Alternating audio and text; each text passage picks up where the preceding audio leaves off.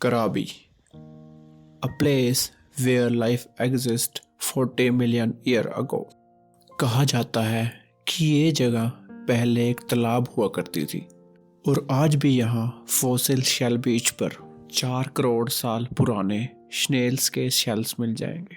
पर कराबी सिर्फ पुराने फॉसिल्स के लिए फेमस नहीं है।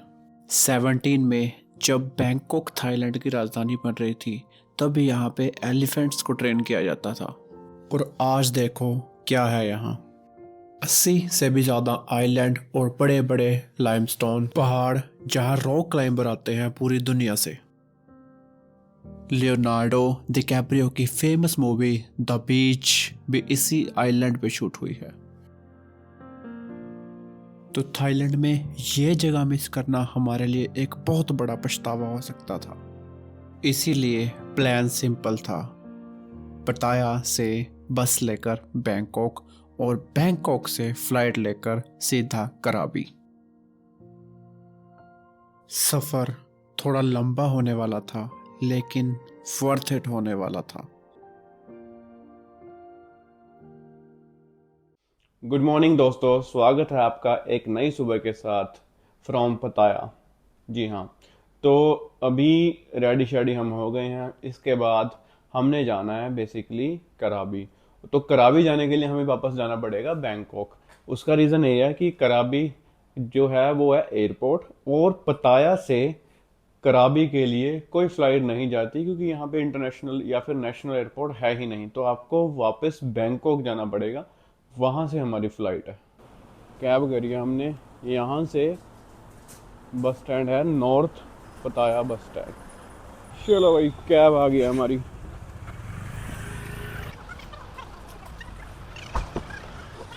दोस्तों, थोड़ा बहुत मैं आपको पताया के बारे में बताता हूँ। पताया बेसिकली पहले मछुआरों का शहर हुआ करता था, लेकिन अमेरिका वियतनाम युद्ध में 1960 में अमेरिकन सैनिक यहाँ पे बेसिकली छुट्टियाँ काटने और आराम करने आते थे।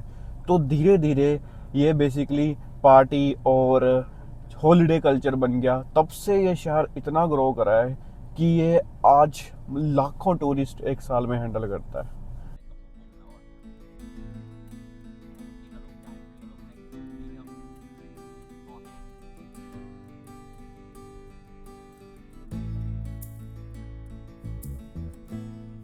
तो भाई टिकट ले लिया हमने, ये रही टिकट। हमारी बस का नंबर है 99052 और ये खड़ी है बस।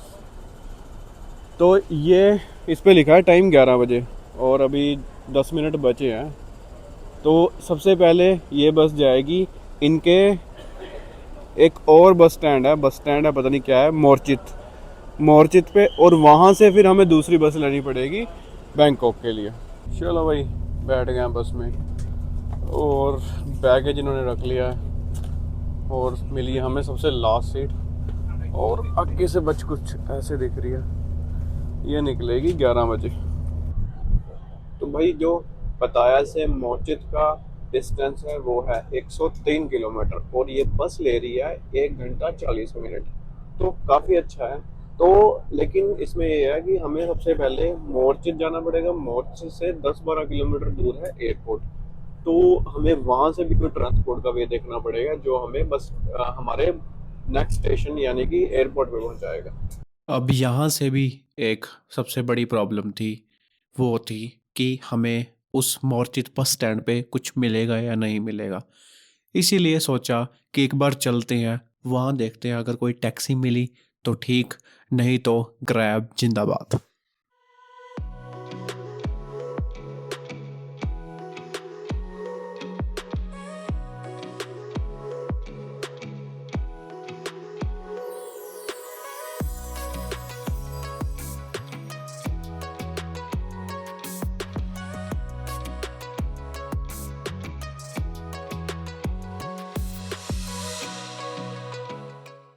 बारिश का मौसम हो रहा है बाहर। चलिए चलिए उतरते हैं, लेते हैं अपने बैग्स। तो भाई पहुंच गए हम बस स्टैंड पे और बारिश हो रही है बहुत तेज। आ गए चुके हैं, तो एक बार बैगेज लेते हैं, बैग लेकर चलते हैं।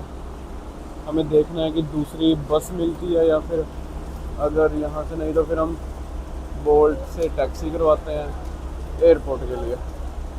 वैसे हमने देखी थी, बस बुस तो है नहीं, कोई टैक्सी देखनी पड़ेगी। और यहाँ से ग्रैब दिखा रही है 130 रुपये। चलो देखते हैं एक बार, 7-Eleven से ले लें, कुछ खाने को भूख लग रही है।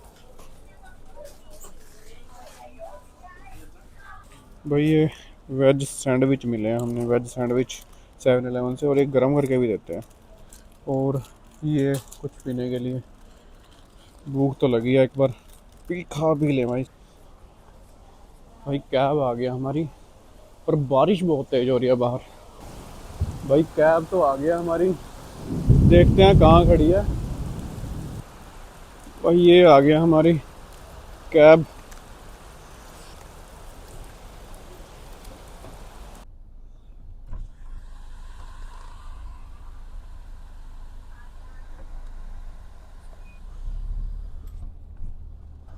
लो भाई, थोड़ा सा बारिश में भीग के बैठ गए हम गाड़ी में, चलते हैं एयरपोर्ट की तरफ। भाई यहाँ से दिखा रहा है डिस्टेंस भाई के फ़ोन में 13 किलोमीटर और 20 मिनट। मैंने एक चीज़ और नोटिस करी है, थाई लोगों के ना, मतलब आपको 70-80% लोग, 70-80 क्या, मेरे को लग रहा 90% लोग ऐसे मिलेंगे जिनके हाथ में, पैर में या गर्दन पे टैटू जरूर होते हैं। ये मैंने साउथ ईस्ट की काफ़ी कंट्रीज़ में देखा है, वो टैटू को बड़ा प्यार करते हैं, मतलब टैटू मिलेंगे ही मिलेंगे आपको। तो भाई पहुंच गया एयरपोर्ट पे, ये है गेट नंबर 3। तो डिपार्चर वहाँ से लिखा है, एक बार चलते हैं वहाँ पे। अच्छा एक चीज़ मैंने और नोटिस करी है, यहाँ पे ना 2 फ्लैग होते हैं। एक तो नॉर्मल जो कंट्री का फ्लैग है, यानी कि ये जो मेरे पीछे वाला फ्लैग है, 3 कलर्स। एक और फ्लैग है जो कि येलो कलर का होता है। अब मैं उसका मतलब बताता हूँ आपको, उसका क्या है बेसिकली, कि जो यहाँ के राजा है, राजा वज्र लॉन्गकॉर्न, उनका जो डेट, मतलब कि उनका जो बर्थ है वो हुआ था सोमवार को।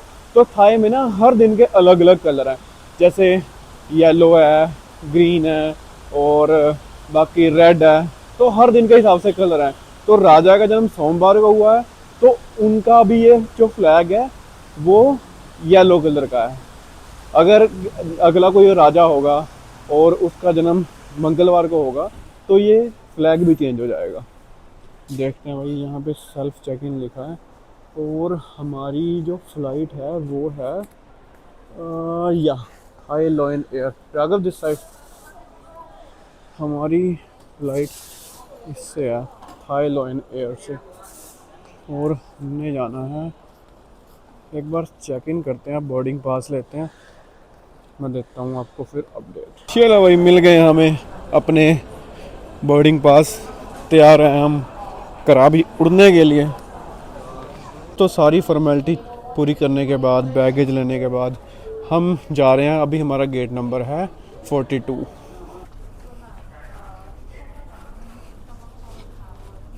42 दिस साइड, 42 है इसकी इस वाली तरफ, 42।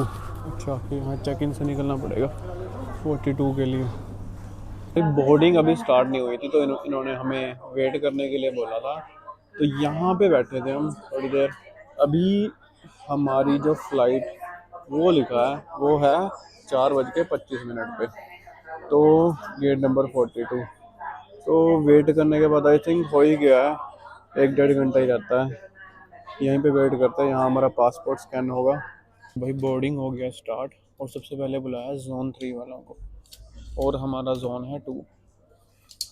चलो भाई, अपने भी हो गया बोर्डिंग स्टार्ट।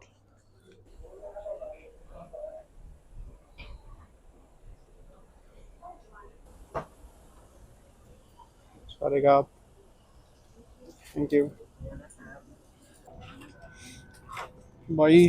लेग का स्पेस मिला है बढ़िया, और मिली है एग्जिट वाली सीट 18F। यहाँ से व्यू देखिए,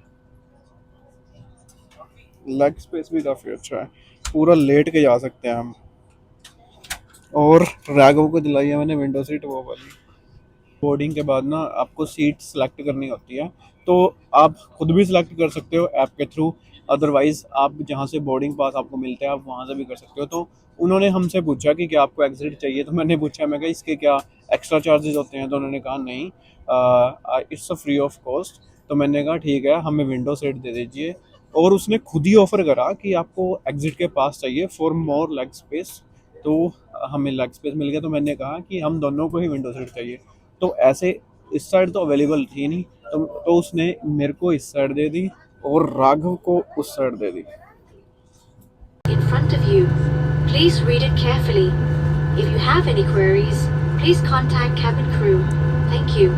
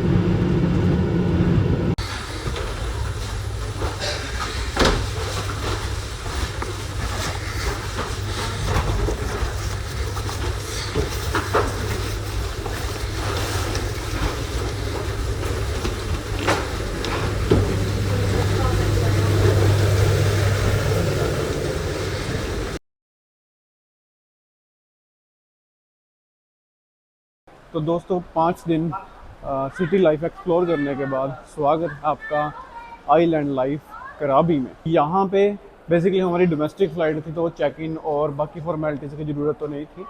तो इसके बाद हमने यहाँ बेसिकली एक हॉस्टल बुक करा है। एक बार चलते हैं बाहर, देखते हैं वहाँ की टैक्सी के लिए। तो दोस्तों बोल्ट पे दिखा रहा था हमें हमारे हॉस्टल 300, तो हमें ये वैन मिली है, ले जा रही है 200 में। तो इसमें चलते हैं, चलो।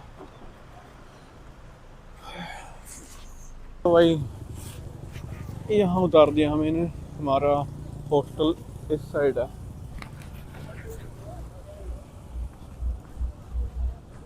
ये क्या है? ये क्लब है। देखते हैं इस हॉस्टल को कैसा है अंदर से। रिव्यू तो खैर अच्छे थे इसके, और लग भी सही रहा है, बीच के पास। ओ भाई ये आ गया अपना हॉस्टल, सी बीच हॉस्टल।